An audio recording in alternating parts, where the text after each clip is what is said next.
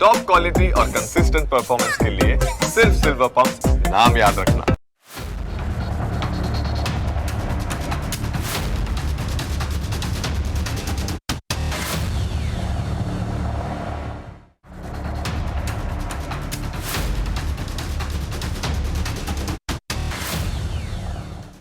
રાષ્ટ્રગીત અને રાષ્ટ્રગાન આ બંને માત્ર શબ્દો નથી, પરંતુ આપણા લોહીમાં વહેતી દેશભક્તિનો પુરાવો છે.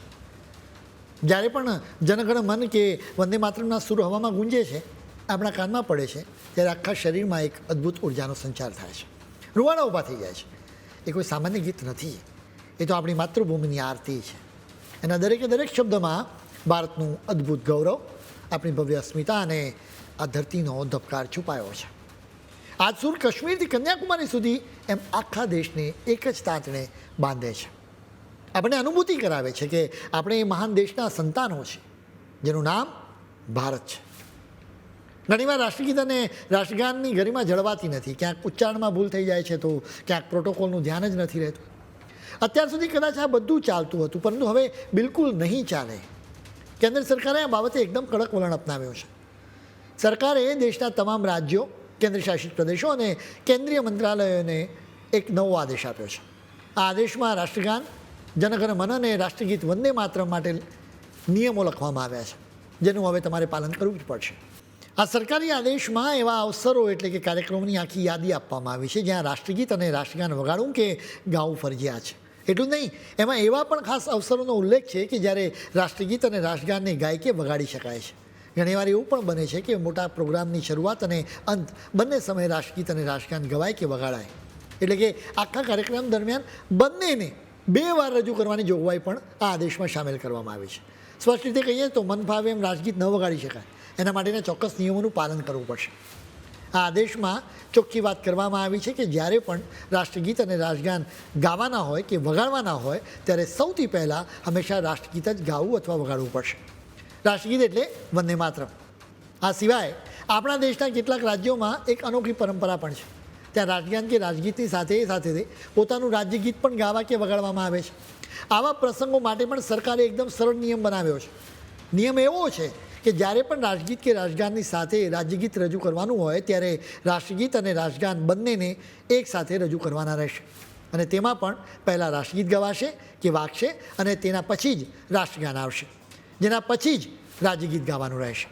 રાષ્ટ્રગીત અને રાષ્ટ્રગાન ગાતી કે વગાડતી વખતે એના શબ્દો અને ઉચ્ચારનું મક્કમતાથી પાલન કરવું પડશે. રાષ્ટ્રગીતને ગાવા કે વગાડવાનો સમયગાળો લગભગ 3 મિનિટ અને 10 સેકન્ડનો છે. બેન્ડની સાથે રાષ્ટ્રગીત ગાવામાં આવે તો એક નિયમનું પાલન કરવું પડશે. રાષ્ટ્રગીત શરૂ કરતાં પહેલાં ડ્રમ વગાડવું પડશે, જેથી દર્શકોને ખ્યાલ આવે કે રાષ્ટ્રગીતની શરૂઆત થવાની છે. આ આદેશમાં લખવામાં આવ્યું છે કે દેશની દરેક શાળામાં દિવસની શરૂઆત પ્રાર્થના સાથે થાય, ત્યારે બધાએ સાથે મળીને રાષ્ટ્રગીતનું સમૂહગાન પણ કરવું જોઈએ. એટલે કે સૌએ સાથે મળીને રાષ્ટ્રગીત ગાવું જ પડશે. શાળાઓ અને પદાધિકારીઓને પણ એક ખાસ જવાબદારી સોંપવામાં આવી છે. એમાં એમ પણ લખવામાં આવ્યું છે કે તેમણે વિદ્યાર્થીઓમાં રાષ્ટ્રગીત અને રાષ્ટ્રગાન બંને વધુને વધુ લોકપ્રિય બનાવવા જોઈએ. અહીં લખવામાં આવ્યું છે કે રાષ્ટ્રગીતનું સમૂહગાન કરવું જોઈએ. એમ નથી લખવામાં આવ્યું કે સમૂહગાન કરવું જ પડશે. એટલે કે અહીં આ વાત શાળાઓની સમજ પર છોડી દેવામાં આવી છે. રાષ્ટ્રગીત વંદે માતરમ લોકોના જીભે ચડી જાય એવી કોશિશ કરવાની છે, કેમ કે વંદે માતરમ માત્ર શબ્દોનો સંગ્રહ નથી, બલકે ભારતની આત્માનો ઉદ્ઘોષ છે. બંકિમચંદ્રની આ અમર રચના આઝાદીની લડાઈનો ધબકાર હતી. આ ધબકારને સાચવવા માટે મહાભારતીના લાખો સંતાનોએ બલિદાન આપ્યું છે. વંદે માતરમ એક હુંકાર છે, એક આહ્વાન છે, દેશભક્તો માટે અભિમાન છે. કમનસીબી એ છે કે આજે પણ અનેક લોકો કહે છે કે અમે વંદે માતરમ નહીં ગાઈએ. સવાલ એ છે કે જે માટીએ શ્વાસ આપ્યો એ માતૃભૂમિને મા કહેવામાં શરમ કેમ આવે? અનેક નેતાઓને પણ વંદે માતરમ સામે વાંધો છે. તેઓ આજ માટીના લોકો પાસેથી મત માંગે છે, પરંતુ તેઓ વંદે માતરમ બોલવા તૈયાર નથી. હવે ફરી આદેશની વાત કરીએ. લોકોને આદેશ આપવામાં આવ્યો છે કે જ્યારે પણ દેશમાં ક્યાંય પણ રાષ્ટ્રગીત ગવાતું હોય કે વાગતું હોય, ત્યારે એ લોકોએ એકદમ સાવધાની મુદ્રામાં ઊભું રહેવું જોઈએ. જોકે સિનેમા હોલને આ નવા નિયમમાંથી બિલકુલ દૂર કરવામાં આવ્યું છે.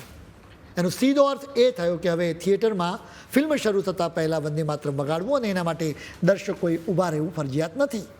એટલું જ નહીં, જો તમે થિયેટરમાં ફિલ્મ રજૂ થતાં પહેલાં કે એના પછી રજૂ થતી કોઈ ન્યૂઝ રીલ કે ડોક્યુમેન્ટરી ફિલ્મ જોઈ રહ્યા હો અને તેના ભાગરૂપે રાષ્ટ્રગીત વાગે તો એ સમયે ઊભા થવું જરૂરી નથી. એટલે કે મંત્રાલયે સામાન્ય જનતાની સુવિધા અને થિયેટરના માહોલને ધ્યાનમાં રાખીને આ મામલે ખૂબ જ વ્યવહારુ અભિગમ અપનાવ્યો છે, જેથી ફિલ્મ જોવાની મજામાં કોઈ ખલેલ ન પહોંચે.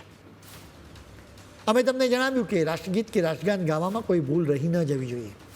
એટલે સ્વાભાવિક રીતે સવાલ થાય કે શું કોઈ ભૂલ રહી જાય તો સજા થઈ શકે? તમે સમજો કે સ્કૂલમાં નાના બાળકો ગાતા હોય તો ભૂલ થઈ શકે. જો કોઈ વ્યક્તિ અજાણતા કોઈ લાઈન ભૂલી જાય કે ખોટો ઉચ્ચાર કરી દે તો કાયદામાં તેના માટે જેલ કે દંડની ખાસ કોઈ જોગવાઈ નથી. પણ જો આ કામ ઈરાદાપૂર્વક કરવામાં આવે, એટલે કે રાષ્ટ્રગાન કે રાષ્ટ્રગીતનું અપમાન કરવાનો જ બદ ઈરાદો હોય તો સ્થિતિ બદલાઈ જાય. રાષ્ટ્રગીતની મજાક ઉડાવાય કે અનાદર કરવામાં આવે તો એ ન ચલાવી શકાય. એવી સ્થિતિમાં કાયદાનો દંડો વીંજવામાં આવે છે.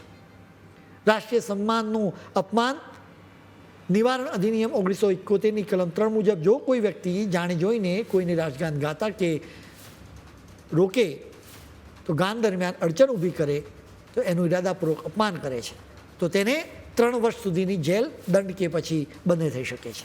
હવે તમે પૂછશો કે આપણા રાષ્ટ્રગીત વંદે માતરમ માટે શું નિયમો છે? કેન્દ્રીય મંત્રીમંડળે વંદે માતરમને કાયદાકીય સુરક્ષા આપતા સુધારાઓને મંજૂરી આપી છે. આ નવા ફેરફાર હેઠળ હવે વંદે માતરમને પણ ઈરાદાપૂર્વકના અપમાનથી બચાવવા માટે રાષ્ટ્રગાનની બરાબરીનો જ દરજ્જો આપી દેવાયો છે. એટલે જ હવે રાષ્ટ્રગીત વંદે માતરમની પણ જાણી જોઈને મજાક ઉડાવશે, એના ગાનમાં અડચણ ઊભી કરશે કે તેનું અપમાન કરશે તો તેને પણ 3 વર્ષ સુધીની જેલ કે દંડ કે પછી બંને થઈ શકે છે. આપણા દરેકની જવાબદારી છે કે આ નિયમોનું પાલન કરીને ખરા નાગરિકની ભૂમિકા ભજવવી. સાથે તમારે એ પણ કાળજી રાખવી પડશે કે ક્યાંય પણ વંદે માતરમનું અપમાન થાય તો તરત જ તેની તમારે જાણ કરવાની રહેશે. કેમ કે આ દેશમાં કેટલાક લોકોને ભારતની માતા કહેવા સામે સખત વાંધો છે. એમ છતાં આવા લોકો આગ્રહ રાખે છે કે તેમને દેશદ્રોહી ન કહેવા જોઈએ.